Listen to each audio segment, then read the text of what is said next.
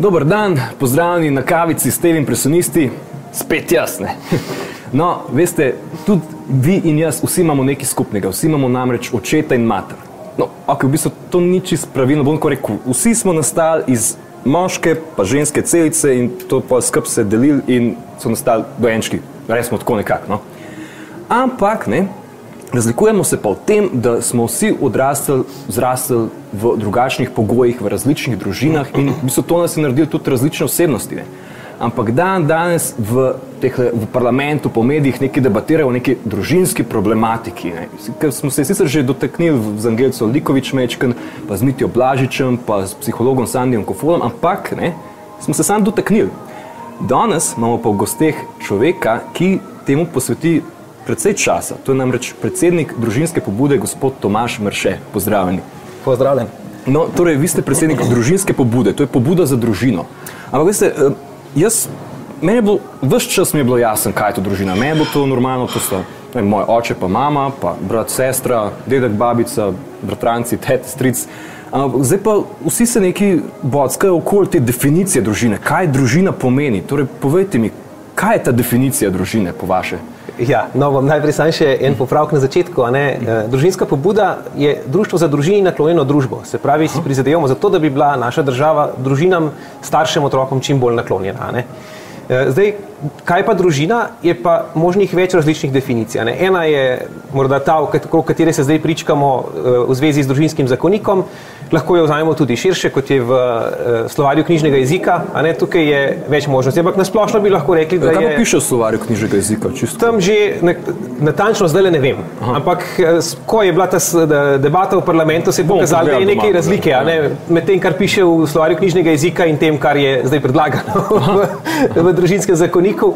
Nekako ta definicija v slovarju predpostavlja tudi reproduktivno funkcijo družine. Se pravi, da družina omogoča, da iz nje izhajajo otroci. In to je tudi dejansko v osnovi res. Otrok se praviloma rodi v družini. No, če pa sprašujete po definiciji, lahko bi najbolj preprosto rekli, da je to življenjska skupnost staršev in otrok. Torej, za vas šteje ne samo definicija oče, mati, otroci, ampak tudi širše? Osnovna definicija je gotovo so starši, se pravi oče in mati, vendar pa poznamo še tudi razširjene tipe družina. Ampak tukaj zdaj mislijo, če sem prav razumel, v zakoniku mislijo uveljaviti novo definicijo, splošno definicijo za družino. Torej, vi se strinjate s to definicijo, ki hoče uvesti? Mislim, da sem videl, da so se skregali okoli tega že pri 2. členu na prvi seji. Ja, tako je. Torej, se vi strinjate s to novo definicijo ali ne? Ta definicija je problematična. Po eni strani se da z njo strinjati, zato ker lahko rečemo, da vključuje vse različne možne tipe družin. Po drugi strani pa treba vedeti, kakšna je vloga te definicije v zakonu. In tukaj glede tega pa ni jasno, kaj je namen zakonodajalca, zakaj ta definicija tam. Namreč po eni strani razlagajo, da ta definicija nima nobenih pravnih posledic, se pravi, da ne vpliva na nič. Po drugi strani razlagajo, da hočejo z njo doseči to, da bi zakonik reševal za vse otroke vse enako, tako da se ukinejo težave, ki jih danes nekateri otroci, ki v različnih tipih družin imajo. Zanimivo je pa to, da zakonik v resnici tega ne rešuje. Naprimer, oni trdijo, predlagatelji, da naj bi zakonik reševal pomanjkanje pravic, ki jih imajo naprimer otroci, ki živijo v istospolnih partnerskih zvezah. Se pravi, če je eden od staršev v taki zvezi ali pa kaj podobnega. V resnici pa ne rešuje. Govorijo, da naprimer ne more istospolni partner ali partnerka od matere ali očeta tega otroka, naprimer, ne more iti po njega v šolo, da se ne more se po njem zavarovati zdravstveno ali pa kaj podobnega. Tudi ne sme ga posvojiti kot svojega lastnega, ne? Glede tega pa zdaj postajajo stvari malo manj jasne, Vem, da meni ni jasno. Jaz slišam bockanje v parlamentu, en govori o kokoših pa petelinah, drug govori o enih kosmatih moških se kopajo z otrokom in se ne vem, koga resno imati. To je velik problem te razprave, ko se pravzaprav porabi ogromno časa za to, da se išče, da se potika stališča nasprotniku, ki misli drugače. Namesto, da bi se dobro poslušali, kaj pove eden, pa kaj pove drugi, da bi poskušal vsak razumeti, kaj je drugi res rekel, se vsak nekako trudi, da bi našel kaj bi lahko obesil tistemu drugemu, da je rekel narobe, in ga potem držal za to in ga nekako na ta način spravil v zadrego oziroma prikazal kot tistega, ki je nestrpen ali pa kaj podobnega. Mislim, da te živalske primerjave so bile povsem odvečne. Vsaka stran ima svoje živalske primerjave, pa nobena se meni ne zdi smiselna. Na posod imamo razpravljavce, ki so tehni, argumentirani, ki spoštljivo govorijo o vseh, in tudi taki, ki govorijo neumnosti. Da se vrnemo k tej definiciji, meni zdaj še zmerno jasno. Zdaj nameravajo uvesti definicijo družine, ki bo pokrivala vse to. Torej bo družina, pojem družina bo to pomenil.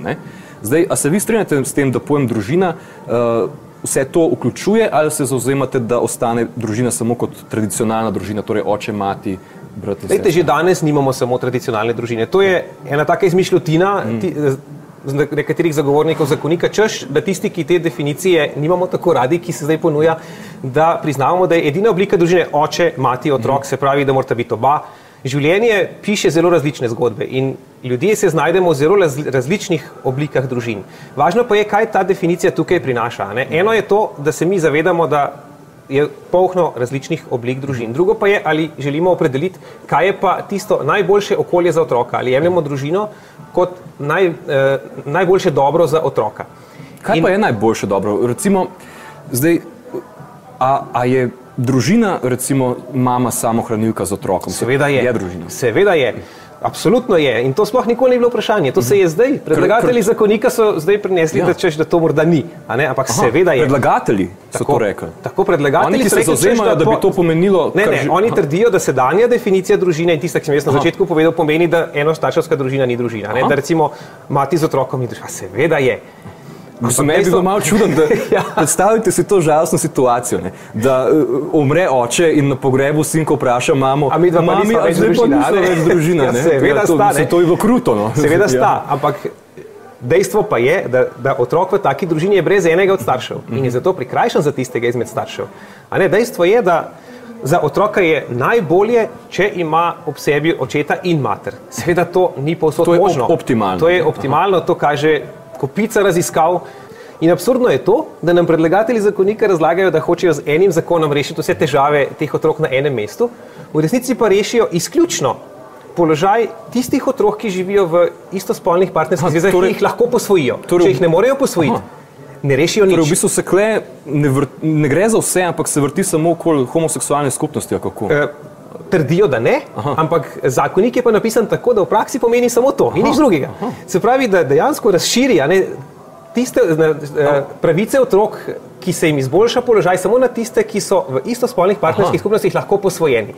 Ampak posvojen je pa lahko samo otrok, ki mu je drugi izmed staršev umrl, ali se mu je odpovedal, ali ga pa sploh ni, naprimer, da je pač šlo za umetno oploditev. In takih je zelo malo. Iniciative in pobude, kakršne je vaša, so pogosto prikazane kot, da ste proti temu, da bi istospolni partnerji posvajali otroke. Nasplošno. A je to res?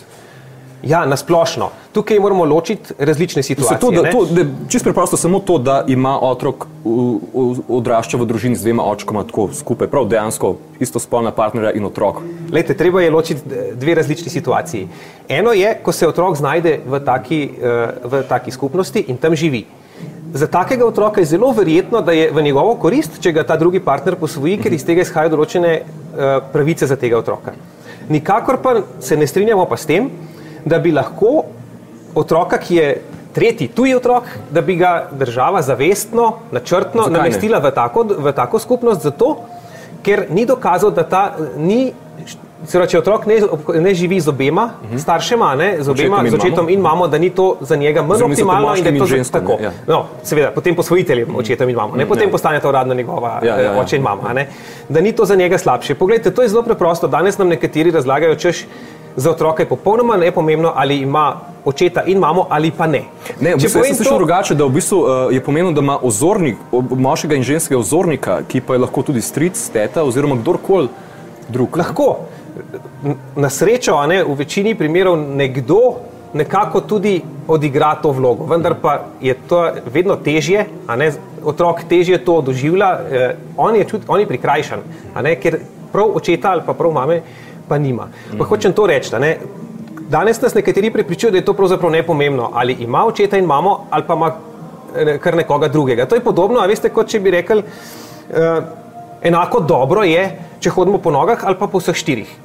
In da bi zdaj, če bi razlagali, zakaj je dobro, da hodimo po nogah, ker je to z vidika statike boljše, hrbtenica ne trpi in tako naprej, pa bi nekdo kar gonil, ne, vse eno je. To je podobno, a ne, zdrava pamet nam prinese, da če imamo mi normalne ljudi, ki niso nasilni, ki so ljubeči, da je za otroka zanesljivo bolje, da ima očeta in mater, kot pa da ima mater in še eno žensko ali očeta in še enega moškega zraven.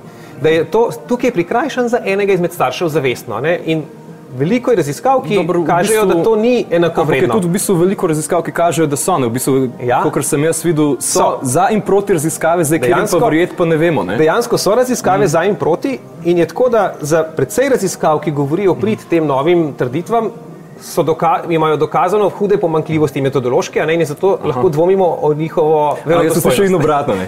Hvala, da ste prišli še enkrat, ne, da ste nam z malo zdravimi besedami, normalnimi besedami povedali, da niste na tak populističen način govorili, kot drugače to slišimo, ne.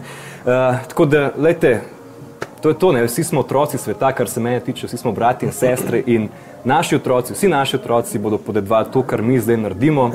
Kar se pa družine tiče, pa najbolj pomembno je to, da kakršna družinska skupnost že smo in kakšni živimo, je pomembno to, da imamo vsaj neke človeške pogoje, v katerih živimo in da se dobro razumemo med sabo. Še nekaj zelo pomembno, da se imamo v tej družini radi in da skrbimo drug za drugega in vsem bi želel, da živimo v takih družinah, ne glede na to, kakšna je oblika. No, vidite, gospod je povedal, imejte se radi, peace.